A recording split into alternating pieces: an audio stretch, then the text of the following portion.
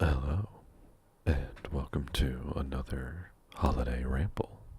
Because the Christmas season tends to be very busy for me, I'm not going to have enough time to research and record and put together an episode for the week after New Year's. That's this week, today, January 6th. Huh. So, I thought I would take this opportunity to record a few more of those personal opinion type questions. We'll start with a thematic question, which is actually not from any of my friends. It's just sort of one that I hear kicked around this time of year. Question of, is Die Hard a Christmas movie? The answer is, of course, yes. It's a silly answer because obviously the movie takes place on, I think, Christmas Eve into Christmas. It, transitions over midnight during the movie. But I think the themes of Christmas time also play into the plot of the movie. Love and family and appreciating what you have rather than, what you want or what you could have, etc., etc. It's wrapped in the exciting spectacle of an action movie, but I think ultimately it still sort of fits. Now, where my wild opinion comes in is where I steal. It was a joke, I think, from CinemaSins, I want to say, on their video about The Princess Bride. They made a joke that The Princess Bride is a Christmas movie because in some shots near the beginning of the movie, you can see just outside the kid's window and around his room, there are Christmas decorations up. Whether it's, early December or Christmas time or, first week of January where no one's really taken down any of their decorations is, I think, irrelevant. The joke they're making is that, oh, it's Christmas time, it must be a Christmas movie. And joke aside, I actually kind of agree. The story of The Princess Bride, the book that's being read to the grandson by the grandfather, isn't a Christmas story. That's just a pure, true, I almost said romance. It's an action adventure. It's a serial almost. If it was a movie, it would be a serial. It's got a little bit of everything, right? It's got what's the line? Sword fighting, monsters, giants, romance, love, true love, etc., etc. So, anyway, but the sort of stitchings that sort of set the plot in motion of the son or grandson being ill around the holidays, whether he's missing school or missing vacation. The grandfather showing up to give him a present. I mean, literally gives him the book wrapped in wrapping paper. Off the top of my head, I don't recall if it's especially Christmassy, but in my head it's either red or green, which is, sort of traditionally the color. And, then he sits with him and reads him the story for who knows how long. Long enough that his mom brings him snacks or like a lunch at some point, because in one scene he's like eating a sandwich or cheese or something. So I think the grandpa stays with him like most of the day. And again, it's got that same, it's about family, it's about love, it's about appreciating what you have. It's I think as much as CinemaSins was trying to poke fun at the people like me who believe that Die Hard is a Christmas movie, I think that the Princess Bride is kind of a Christmas movie, at least on the surface. So let me know down in the comments what your favorite, probably not a Christmas movie is. We'll see how wild and crazy everybody gets down there. All right. Well, now that we got the weird one out of the way, let's get weirder. This question from Zach. If you could be any mythological creature, which would you be? I do not know how to answer this question. I Oh, I had this conversation recently with somebody. A little information about me. I don't drink or smoke or anything. I have never not been the me that I am, I guess is the way that I just recently put it to somebody. Um, a very weird way to say that other than the one or two times I've had anesthesia for like dental surgery or something, um, I've never not been in my own mind. And in the same fashion, I can't imagine being anybody or anyone or anything else. I mean, for fun, whatever, a dragon or a cyclops or whatever. Um, but my interactions with mythology have almost always come from Dungeons and Dragons. I mean, we studied Greek and Roman and maybe just Greek and Roman. um, this sort of classic mythological creatures in grade school or elementary school or something. But uh, my real true expansion into like knowing creatures, especially things like Norse creatures or Fae or English fairy tales, that kind of thing, really did come from Dungeons and Dragons. And Dungeons and Dragons, it's a very, if the only tool you have is a hammer, then so the only tool you have a hammer, then everything's a nail. If the only tool you have is the monster manual, then every mythological creature is a target for killing, listing their strengths and weaknesses and how to defeat them, rather than sort of talking about what they are in their original mythos. So I really don't know what I would pick. I've always sort of had a fascination with immortality. I don't know, mortality bugs me out. I don't like thinking about it. So, being like a phoenix would be kind of cool. Flight and fire powers notwithstanding, those also both would be very cool. But, I think the idea of never having to worry about the last final death would be interesting. I guess vampires also get that same bonus as long as nobody stakes you through the chest or, pushes you through running water, anything like that. Plus, then you get to be goth and sexy. So that's a plus, I guess. I suppose I would remain relatively human or humanoid. Could make other vampires so that I'm not eternally alone. Could be nice. Yeah, I don't think I would want to be like a monstrous figure. Like I wouldn't want to be a dragon or a giant or like a troll or a witch. Much that magic is cool. If I'm gonna be a mythological creature, I think I'd prefer to be one that is not feared or hated or sought after. Like I wouldn't want to be Bigfoot, right? Or a yeti or like a chupacabra or something. I wouldn't want to be like a mythozoological creature where it's people still kind of think they're real. Funny as it would be to like be the Loch Ness monster and really like take pictures of people or something like that. Confirm everyone's fantastical theories, but yeah, a phoenix or vampire probably would be my choice. All right. Let's see. Oh, here's a good one. An interesting one at the very least. From Rob. If someone gave you $1,000 right now, but you had to do something fun with it, that is to say, you're not allowed to invest it or save it or pay off a debt or whatever, what would you do with it? I think the answer that I gave him at the time of asking this is different than the one that I would give right now. It's, Christmas time, and my parents just gave me some money for Christmas like they do. So with an extra $1,000, I think I would install a dishwasher in my kitchen. Unfortunately, the place that I live right now doesn't have one.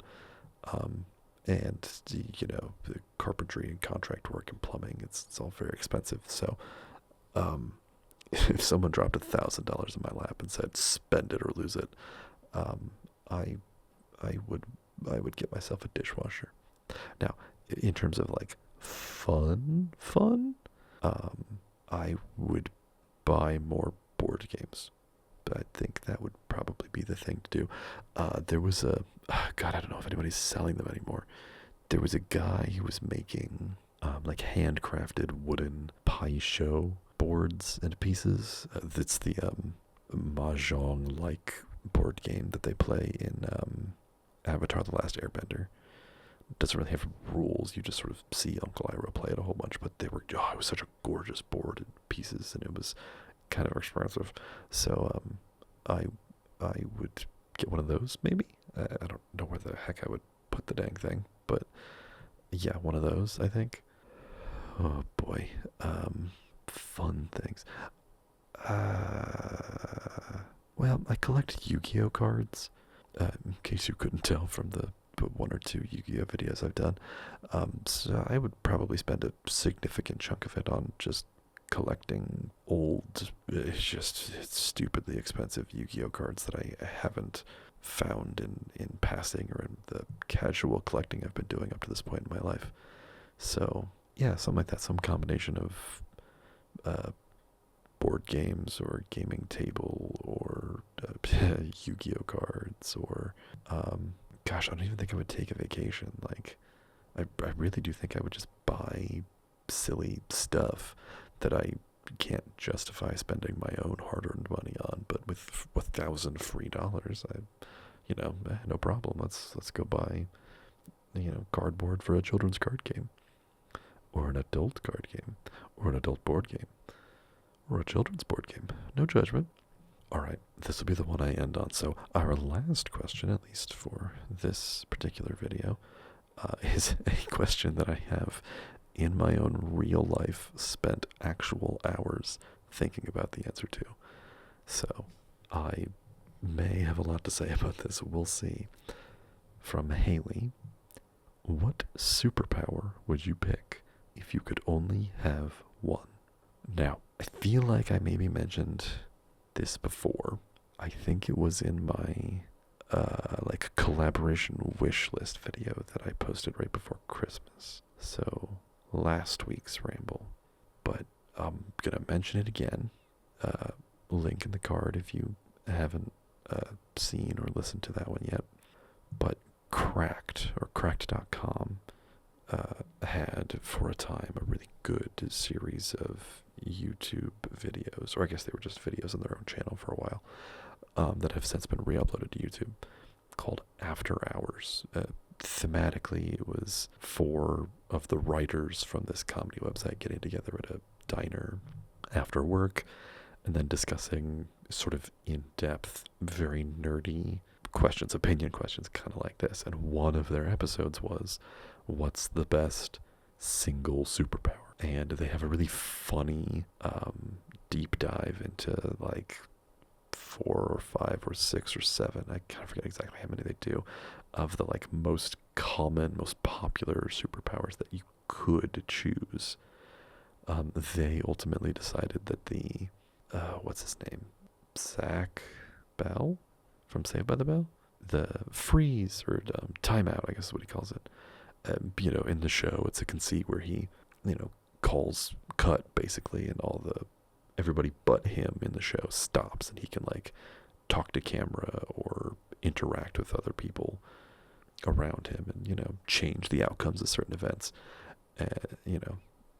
They again, it's a comedy show, so it's intended to be funny. The idea that if you could pause time to get away with anything, that's the best single superpower.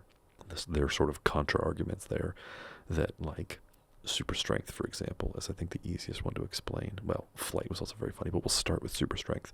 If you get super strength, people, nerds like myself and them, get very pedantic about things like this, right? If you say super strength, often what you mean is like muscular strength. You are able to leap tall buildings in a single bound, throw boulders into the stratosphere, that kind of thing, which implies muscular strength. But if you're only allowing a single superpower, muscular strength would not be enough to do anything with. If your bones or skin, sorry, a little gross here, aren't super strong like your muscles when you flex or go to do that first big whatever, lift or throw or move, you're going to shatter your bones or rip the skin off of your muscles. Your lungs, your heart would not be able to produce the amount of oxygen or blood flow with oxygen, I suppose, that your muscles would need to operate properly. So, you're with just super strength, you're going to tear your body apart before you do anything. The simple act of moving is going to destroy your body quite painfully. The problem is if you sort of come at it from the other side of like, well, an object, like if I had a thing, a box that I said, oh, this is a really strong box. I don't mean that that box can lift very heavy objects. I mean that that box is very durable. It can survive heavy impacts. So if we apply that same logic to superpowers, technically saying being super strong could also imply that you are quite durable and could thus, handle the increased strength. Semantic argument, are those two different powers? Yeah, I would say, technically. There are heroes like Superman or Luke Cage that have, like, invulnerability or unbreakable skin, or these super durability feats like Colossus with his steel skin. And then there are heroes with super strength. Somewhat ironically, all three of the ones I mentioned have some degree of super strength. But then there are other characters that are not super durable. That, the Hulk maybe is a weird exception where he's not, technically speaking, impervious to harm, but his muscles are just so dense that bullets and stuff bounce off of him. But I'm thinking like Mr. Incredible or Captain America. People who are, for all intents and purposes, human. They just can lift very, very heavy things. That's, what people want. They just want to be able to lift heavy stuff, right? And whatever. That's a fantasy. It's a superpower. So yeah, that kind of works. I do want to talk about the flight example because it's very, very funny. The argument made in the show, in this Cracked episode, this After Hours episode, excuse me, is that there are sort of two versions of flight. There's either you grow wings and then can fly, which for the size of creature that we are, those wings would be impractical, possibly impossible, physics-wise, but again, magic, who cares? Or you are the sort of Superman style of flight where you are functionally just sort of levitating yourself. You're just sort of propelling yourself through the air. And if that's the way you would do it, there are sort of two results, right?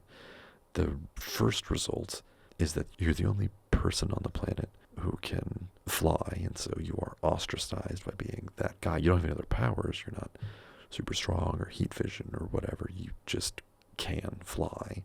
So you either become sort of hated or like an instant celebrity, paparazzi, all that stuff, people following you around.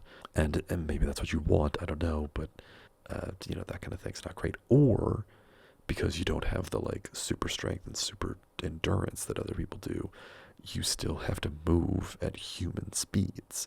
So you fly, but you can't fly way up in the air because you can't jump way up in the air.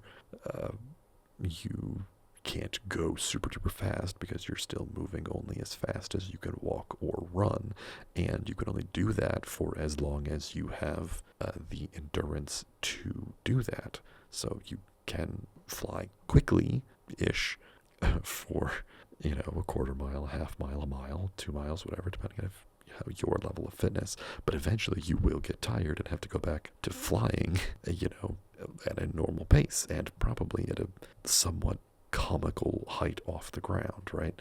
You're only 6 inches, a foot, 2 feet off the ground. So, you're the only person in the world that can fly, let's say. And you only do it by going a little bit off the ground. It gets very, very silly. Anyway, I have not actually answered the question yet. What would I pick if I was given one superpower?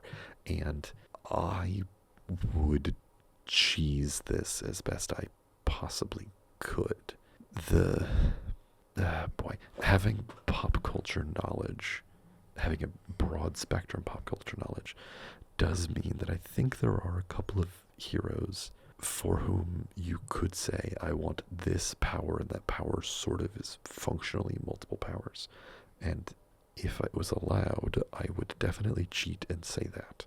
The first that comes to mind, and it was a very long time ago and I haven't seen it in ages, but there is an episode of The Simpsons, yes, weird pull, where comic book guy writes his own comic with sort of a self-insert superhero, and I think through the plot of the episode it gets picked up and becomes this crazy phenomenon, and a movie happens, and then the movie flops and he goes back to just being a comic book guy. But anyway, the power of the comic book guy's character is that he had the powers of the heroes from the comics he owned, I think is what his power was, or something to that effect, right? It was the powers of other heroes, basically, was sort of the effect. And I would pick that one because it would be very easy for me to obtain comic books of heroes that have a wide spectrum of powers.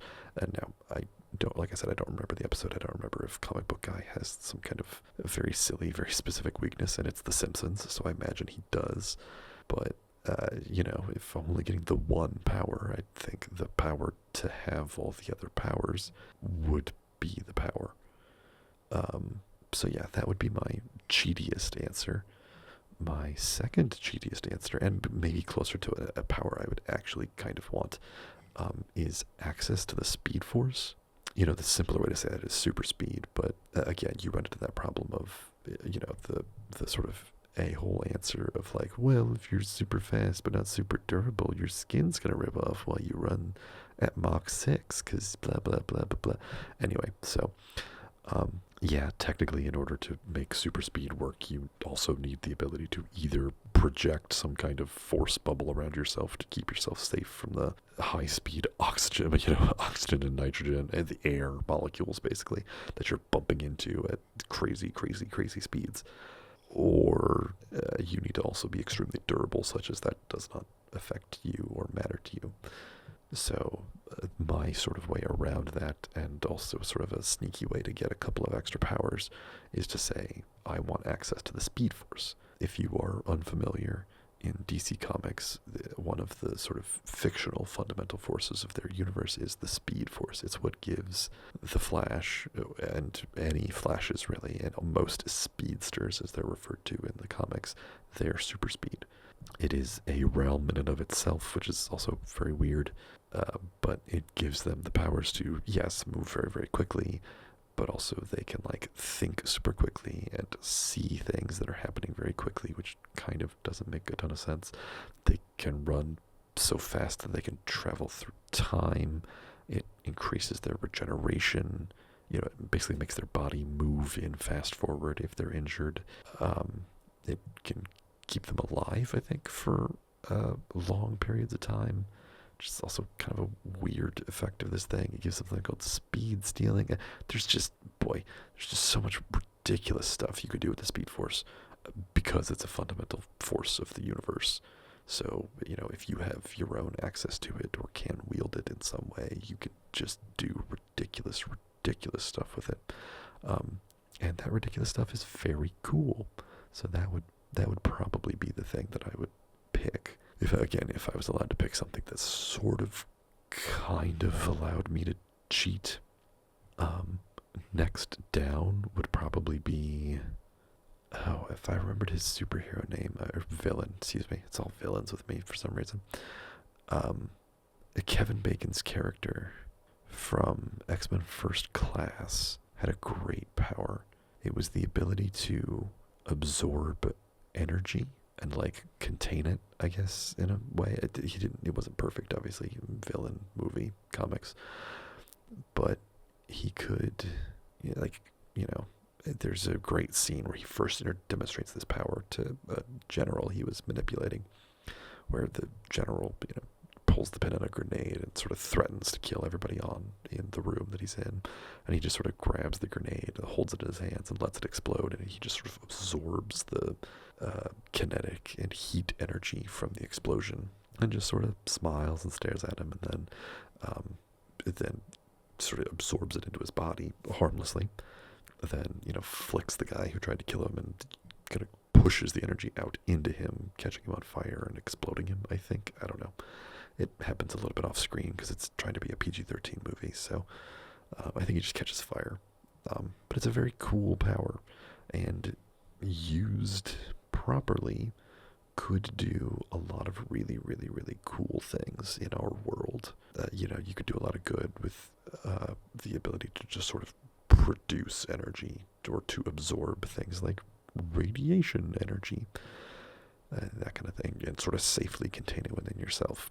Again, if I could cheat slightly, I would say that ability plus the ability to do a similar thing with like matter, not just energy, to absorb matter and energy, and then to be able to reproduce those things later. That would, if I'm being perfectly honest, that would probably be the power I would want the most.